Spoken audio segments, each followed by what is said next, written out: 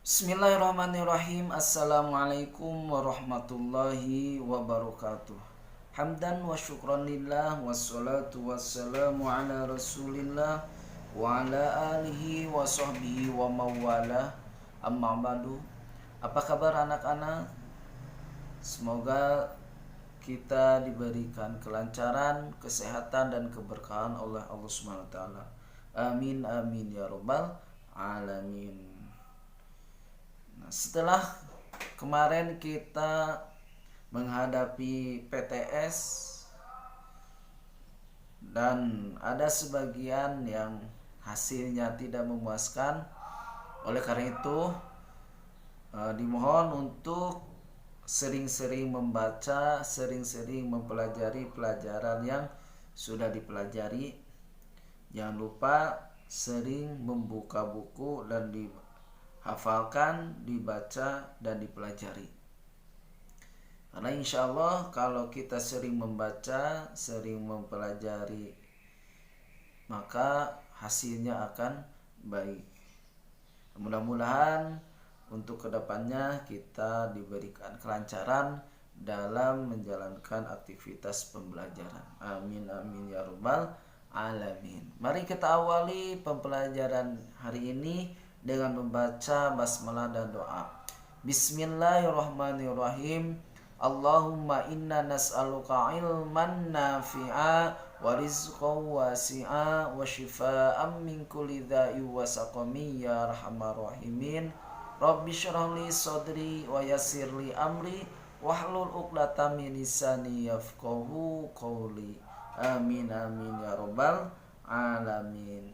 Silakan kalian membuka buku pelajaran tentang surah Al-Humazah. Nah, sebelumnya surah Al-Fil bab 3 ayat halaman 28. Nah, sudah dipelajari. Nah, sekarang kalian buka halaman 31 tentang surah Al-Humazah. Ya, tentang surah Al-Humazah. Simak surah Al-Humazah dengan baik-baik. A'udzu billahi minasy syaithanir rajim. Bismillahirrahmanirrahim. Wailul likulli humazatil lumazah alladzi jama'a malan wa 'addalah yahsabu anna malahu akhladah kalla layumbadhanna fil hutamah wa ma adraka mal hutamah narullahil muqadah allati tattali'u 'alal afidah innaha 'alaihim muqsadah fi 'amadin mumaddadah. Shadaqallahul azim. Ya, silakan kalian pelajari, hafalkan surah Al-Humazah ya, beserta tajwid dan makhraj hurufnya. Nah, jangan lupa. Nah, biasanya di ayat 6 itu rata-rata cara pembacaannya begini. Narullahil muqadah. Nah, itu salah. Jangan muqadah tapi muqadah, harus dipanjangkan. Narullahil muqadah. Nah, itu rata-rata suka dipendekkan. Ya, yang sering baca Bapak dengar cara membacanya. Nah, mengenal dengan surah Al-Humazah. Nah, nama surah Al-Humazah ini diambil dari lafal ayat pertama, yaitu wailul likulli humazatil lumazah. Yang berarti apa? Mengumpat. Nah, ini mengumpat ini perbuatan yang tercela, termasuk akhlak mazmumah, gitu ya. Akhlak yang tercela. Gitu. Ya, perbuatan yang tidak boleh diikuti. Gitu. Yang tidak boleh dilaksanakan. Surah Al-Humazah ini gitu ya, surah yang ke-104 yang mana diturunkan kepada Nabi Muhammad SAW itu setelah surah Al-Qiyamah dan sebelum surah Al-Mursalat. Diturunkannya itu surah yang ke-31 gitu ya. Untuk yang di Al-Qur'annya, susunan di Al-Qur'annya, surah Al-Humazah ini adalah surah yang ke-104 gitu ya. 104 yang terdiri dari berapa ayat? 9 ayat yang diakhiri dengan fi amadim mumaddadah. Nah, surah Al-Humazah ini termasuk surah Makkiyah. Kenapa disebut surah Makkiyah? Karena turunnya surah Al-Humazah ini sebelum Nabi Muhammad SAW hijrah ke Madinah, maka disebut surah Makkiyah. Surah Al-Humazah juga tergolong kepada surah Al-Mufassal. Kenapa? Karena surah Al-Humazah ini termasuk surah yang pendek.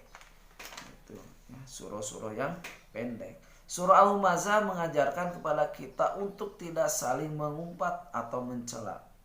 Mengumpat atau mencela adalah perbuatan yang tidak baik, gitu ya. Yang tidak baik.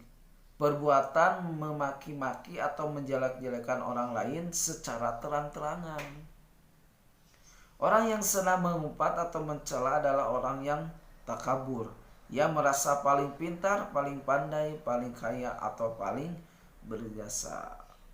Nah, surah Al-Humazah ini gitu ya, ada 3 poin yang harus kita renungkan, yang harus kita pelajari gitu. Silakan kalian pelajari artinya dari surah Al-Humazah. Nah, dari surah Al-Humazah ini ya harus kita renungkan itu ada 3 poin. Poin pertama yaitu tentang orang yang suka mengumpat, gitu ya. Poin yang kedua tentang orang yang suka mencela, menjelekan. Nah, poin terakhir, poin yang ketiga yaitu orang yang suka mengumpulkan harta dan menghitung-menghitungnya dan menganggap hartanya menjamin hidupnya.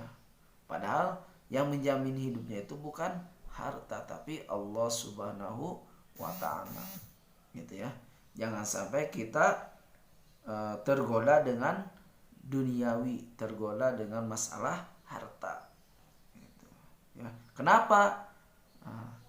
Jika saat ini kita sibuk mengumpulkan harta, jika saat ini pikiran kita disibukkan dengan memperbanyak keuntungan dari perniagaan, dan jika saat ini waktu kita dihabiskan untuk masalah dunia tanpa memperbanyak kebaikan untuk bekal akhirat, mungkin kita belum mengenal dengan salah satu sahabat Nabi Muhammad Sallallahu Alaihi Wasallam.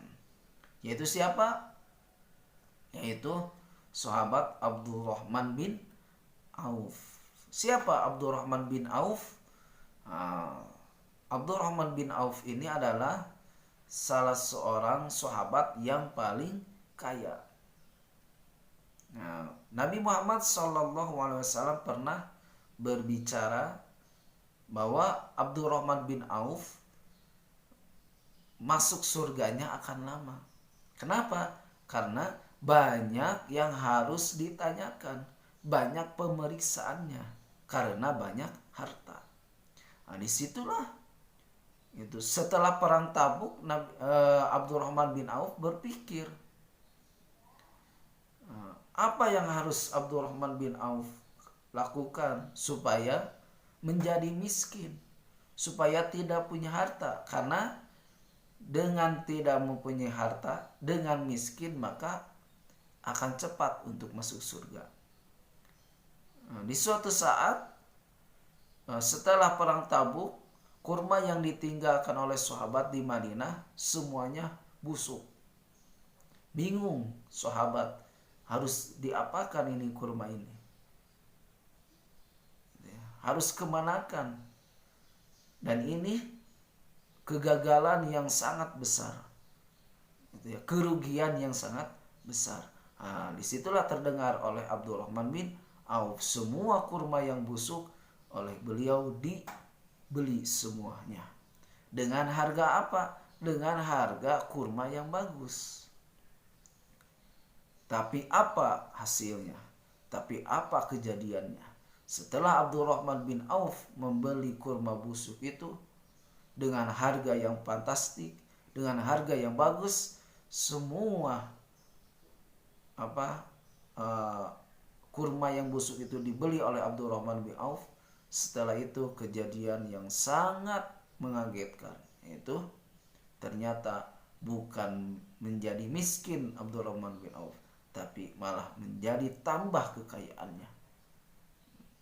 Itulah sedikit cerita tentang Abdurrahman bin Auf yang ingin miskin tapi tidak miskin-miskin. Kenapa? Karena itulah ada kekuasaan Allah, ada campur dengan kekuasaan Allah Subhanahu wa Ta'ala. Oleh karena itu, kita jangan sampai disibukkan oleh masalah duniawi, karena kita hidup di dunia ini hanya sementara. Yang kekal adalah kita akan hidup di akhirat. Oleh karena itu, boleh kita bekerja setiap hari, boleh kita mencari nafkah setiap hari, boleh kita mencari masalah duniawi setiap hari, tapi jangan sampai melupakan masalah akhirat. Gitu ya. Karena kita akan kembali kepada Allah Subhanahu wa Ta'ala. Nah, itu sedikit cerita tentang Abdurrahman bin Auf. Nah, kembali lagi kepada surah Al-Humazah, gitu ya. Nah, perbuatan mengumpat atau mencela termasuk dari contoh perilaku yang tidak baik. Nah, ini termasuk sifat madmumah, perbuatan yang tidak baik, perbuatan yang tidak baik. Oleh karena itu, kita harus menjauhinya, perbuatan yang tidak baik. Ya, itu sedikit memaparkan tentang surah Al-Humazah. Jadi intinya dari surah Al-Humazah ini kita bisa ambil kesimpulan bahwa kita jangan sampai suka mengumpat, jangan sampai suka mencela, gitu. Dan poin ketiganya, jangan sampai suka mengumpulkan harta-harta, gitu ya, yang mana harta itu dianggap itu menjamin kehidupan kita, gitu ya. Itu 3 poin yang harus kita pelajari, yang kita harus hayati.